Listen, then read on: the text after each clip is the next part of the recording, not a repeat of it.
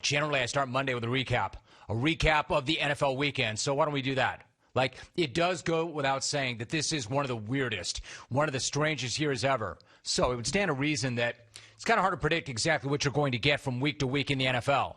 Fact is, some NFL Sundays are pretty whack. They just are.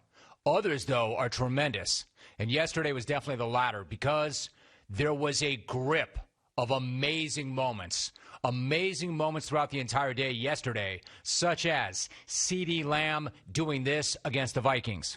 So falling, diving, twisting, I've got no idea what he did on that play or how he caught that ball. I've watched it a dozen times. Outrageous. In fact, nearly as outrageous as Adam Thielen doing this in the second half of that same game. One hand up, 2 feet down, touchdown. And a perfect pass from Kirk Cousins and an absolutely jaw-dropping catch from Thielen.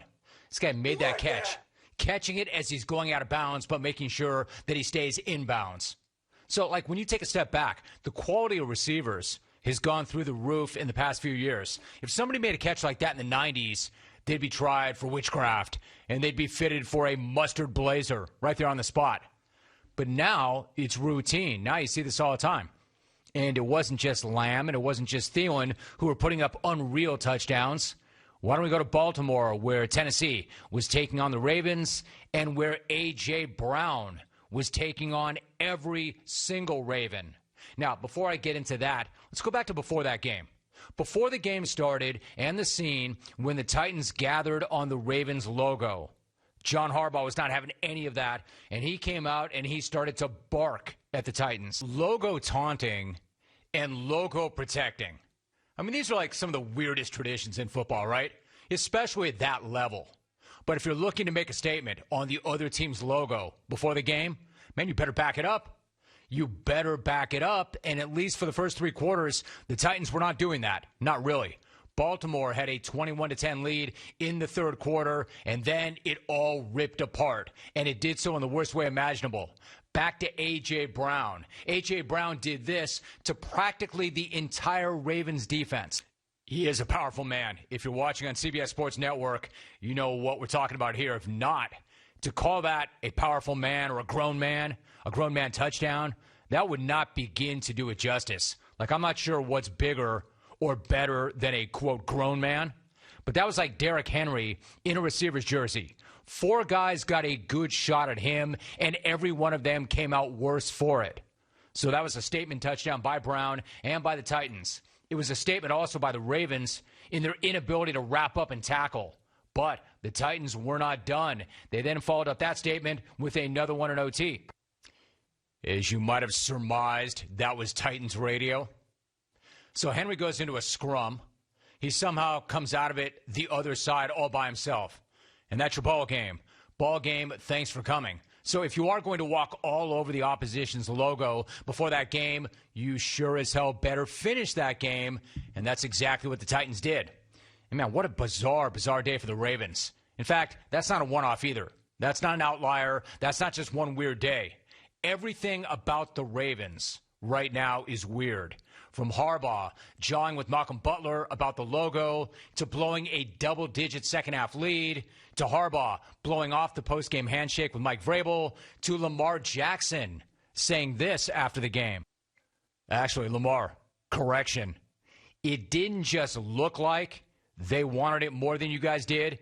They actually did want it more than y'all. Fact.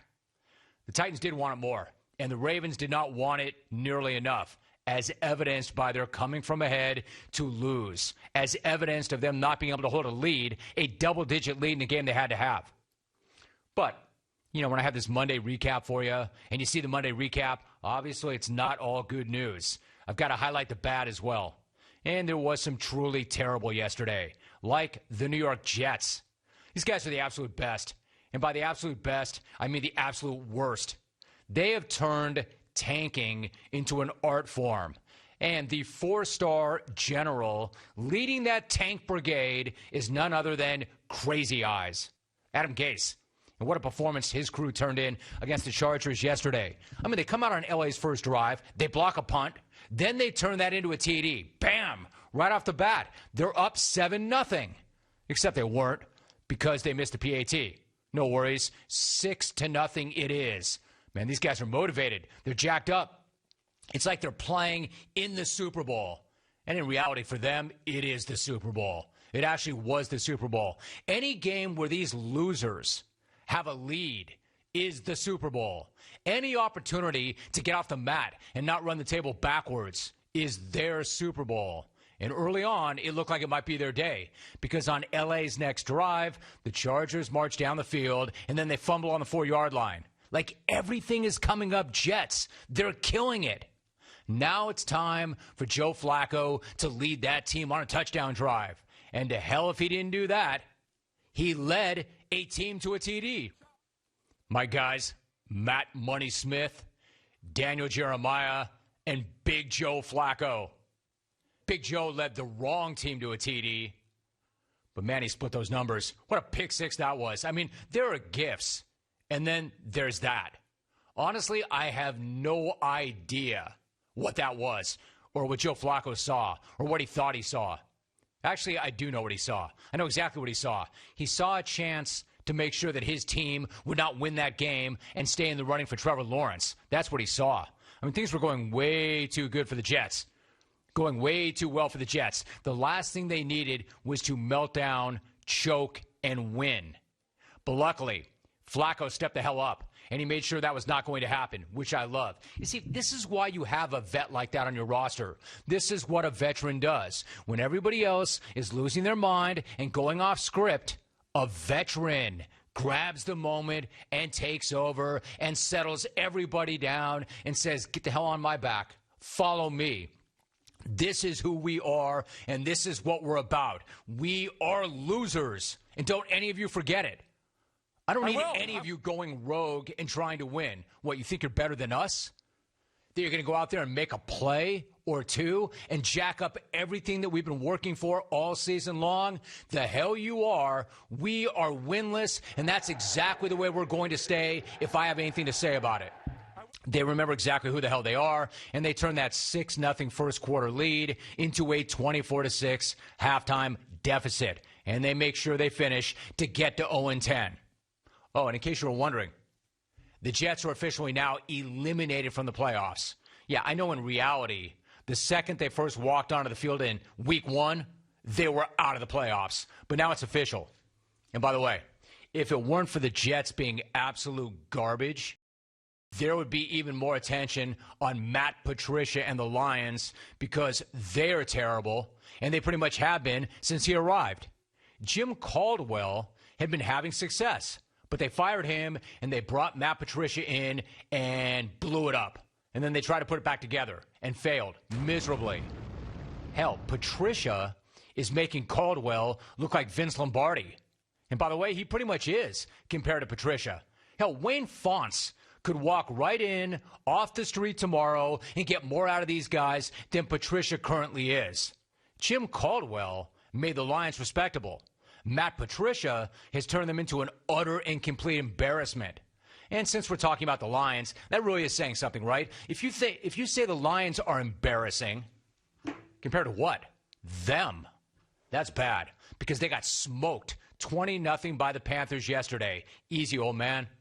Ritt is taking a victory lap back there on the other side of the glass. Gotta like that Ritt's still a sports fan. Oh, man, you just focus on kicking Adam's ass. Come on, man. 20-0. Panthers put a beat down on them. And by the way, not even the Teddy Bridgewater Panthers, but the P.J. Walker Panthers. I like P.J. Walker. I like his story. But if you're an alleged defensive genius, you should not be getting worked by 20 by P.J. Walker in his first NFL start. That is the third time in 3 weeks that the alleged defensive genius has lost by at least 14. So Patricia is on the clock, and he knows it, even if he's pretending like he doesn't know it. You know what? I'll say it. Very cool philosophy, brah. I appreciate that you work hard. But to make it sound like you have some radical new way of looking at the world because you work hard is pretty lame.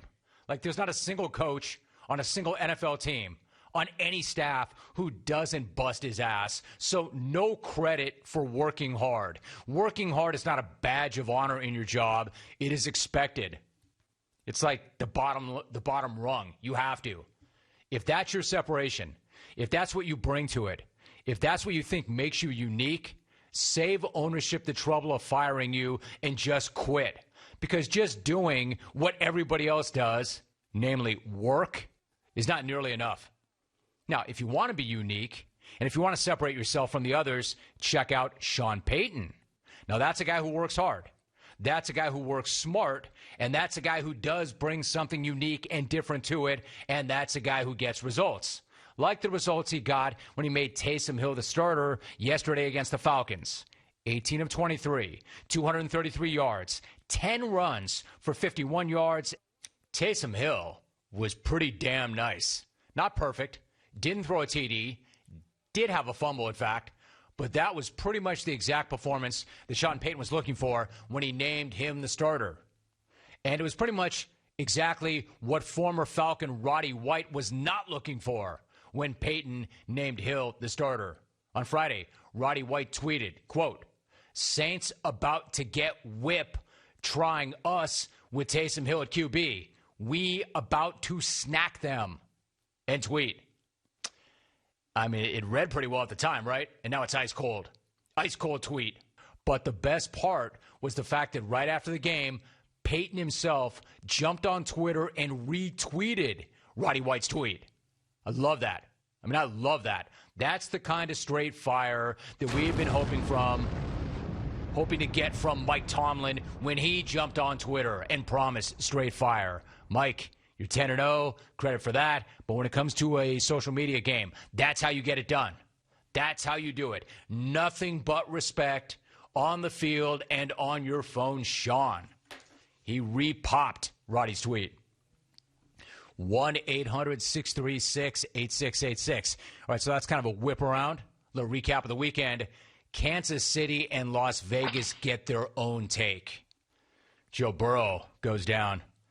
I mean, such bad news. Such bad news. But is there any surprise? I mean, did the Bengals do anything they could to protect this guy? Did they do everything they could to protect him? Obviously not.